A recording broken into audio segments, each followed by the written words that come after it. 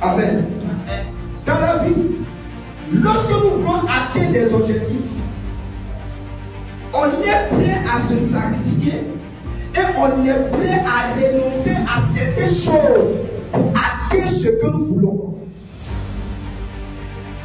Et quand nous regardons un peu la plupart de ceux qui ont atteint leur objectif, quand vous vous approchez d'eux, ils vous diront qu'arrivé certains moments, ils étaient obligés de faire des sacrifices, de perdre certaines choses pour acquérir, pour avoir peut-être la position dans laquelle ils sont aujourd'hui. De même aussi avec Dieu.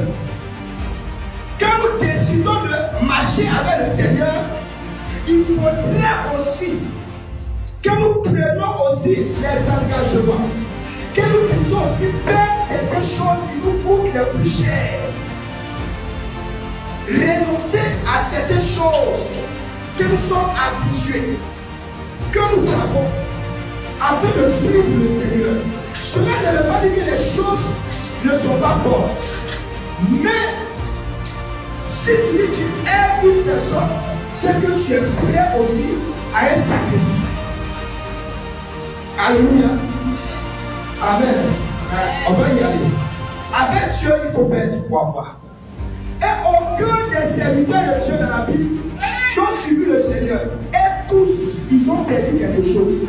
Que ce soit financier, que ce soit au niveau de la famille, que ce soit émotionnellement, que ce soit dans leur caractère, ils ont dû renoncer à quelque chose afin de pouvoir avoir le bien qu'ils ont, afin de pouvoir avoir le salut qu'ils ont.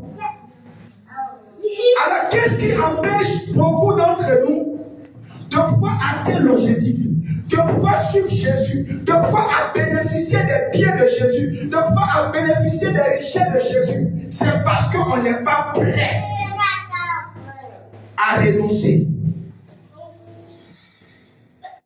C'est parce qu'on n'est pas prêt à perdre.